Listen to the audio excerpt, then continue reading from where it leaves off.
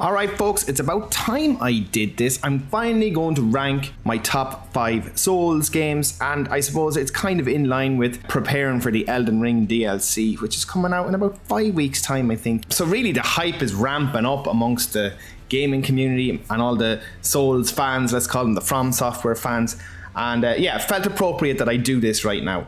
Let's get into it.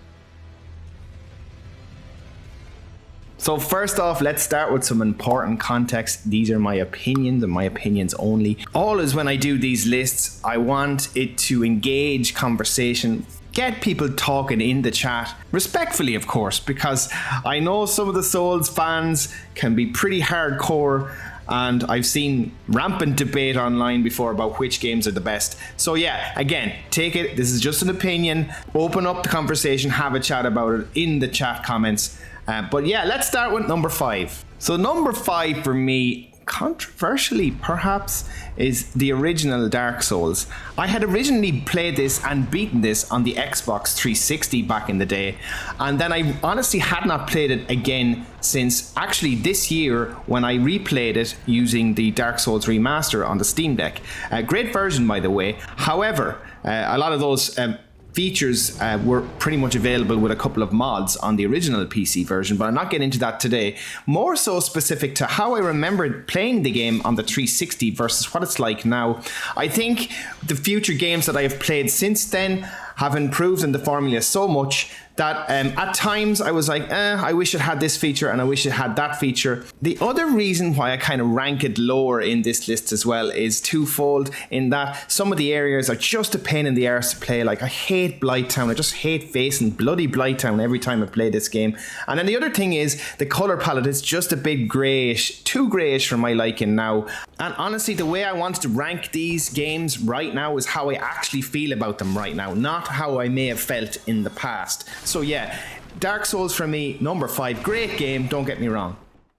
So number 4 is going to be Dark Souls 3, and this is a game I've only played and experienced recently. And what I really like about Dark Souls 3 is they've blended in what feels like Dark Souls combat original plus a kind of hybrid blend of Bloodborne, and that the fact is it's just a little bit higher paced, which I really like. And the other thing as well is it again encouraged me to use faster paced, more stamina based characters rather than sticking with the tried and trusty, heavy knight or something like that you would have done in Demon Souls or Dark Souls. And it actually encouraged me to use magic more as well, and quick movement, high stamina characters. And that was something I got from Bloodborne when I played originally. Some of the art style in this as well, and some of the enemy design is just beautiful. I can see again where they've taken influence of what they've done on Bloodborne plus what they've done on Dark Souls, and nearly made kind of a beautiful blend of both. I've played this, by the way, on the PS5, and it just scales lovely. It's a lock 60 FPS, 1080p, gorgeous looking game, and the fact is it's just so stable and smooth to play on the PS5, just to note. So number 3 for me is Demon Souls, and some context here, the actual remake. I'm not talking about the original because I've never played the original. So this was actually one of the reasons I got my PS5 in the first place. I had never played it before and I wanted to experience it. And boy, this is one of the best remakes I've ever played. And some might say, oh, you can't really say that because you haven't played the original. I've watched tons of videos online when I was playing through this after the fact, of course, as I didn't want to spoil it for myself. But I did watch it, and then I want to try and understand the nuances and differences. But this is just an absolutely fantastic remake, absolutely gorgeous. Some would class this as possible system seller, although some also may argue that, a remake shouldn't be a system seller.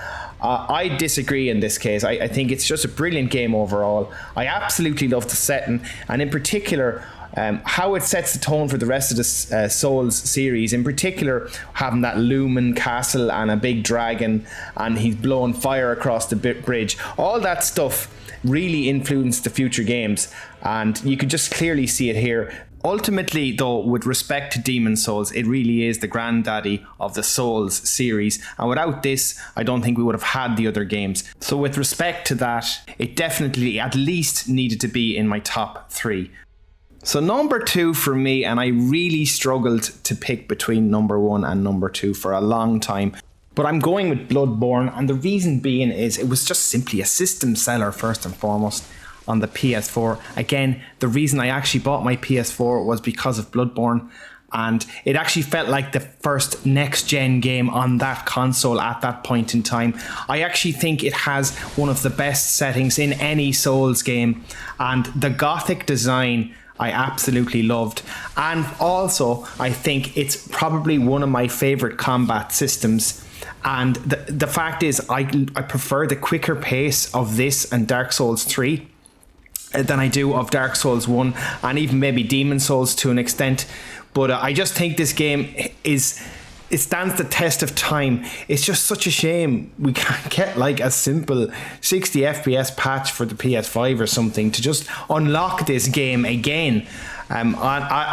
It just bugs me now that why can't we just get something? Is there some publisher reason that why we can't get this unlocked? Or is there a remaster coming of this game in the near future?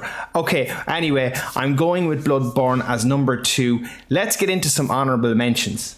So I felt I should address the elephant in the room here. Sekiro is going in as my honorable mention. I'll start by saying this. Sekiro is a great game in its own right. However, for me personally, I don't believe that it's an actual Souls game. And if I'm thinking of it, why did I really enjoy the Souls series in the first place? It was because of player choice, the ability to create my own characters. If you get stuck in a particular scenario, you can try a different weapon, a new tactic, change up completely and create a brand new character. Or you could simply grind if you want to, and all those choices were there. That to me feels all stripped away with Sekiro, and it's much more linear experience. The two biggest frustrations I had really were dragon rot. So every time you die, you eventually can get dragon rot, and basically all the NPCs start getting it the more you die. And just frustrating, like for a game that's about death, learning, and rinse and repeat. To start punishing you for that as well, it pissed me right off. The other thing as well is the heavy overemphasis on the parry system to the point of ad nauseum at one stage. It was just like, Jesus Christ, how many times do I have to parry this arsehole? I get it. Sometimes I get it. This is the way the game is, and I credit FromSoftware for making a different type of game. But just for me, I just didn't enjoy it as much as any of the other Souls games, and that's why I've listed it here. So I think it was fairly obvious what I was picking as number 1. It had to be Elden Ring. And to flip what I said about Sekiro and speak on Elden Ring specifically, it's like amalgamation of Bloodborne, Dark Souls, and Sekiro all meshed into one of the most amazing open world games I've ever played. And when I spoke on why I loved the series is for player choice, this game is all about player choice. I loved the freedom of this game. It even introduced stealth elements that I loved actually from Sekiro and implemented them here as well. And the thing, as I said about it, was a sense of discovery. Some of the best bosses in any of the Souls games by far. A massive map, an absolutely massive map. But most importantly, its open world set a standard. It eliminated the clutter, the filler that you get in all those Ubisoft open world games. It was just a brilliantly designed game. Every area or corner of the map you went, you actually felt rewarded. It wasn't just some collect me gimmick.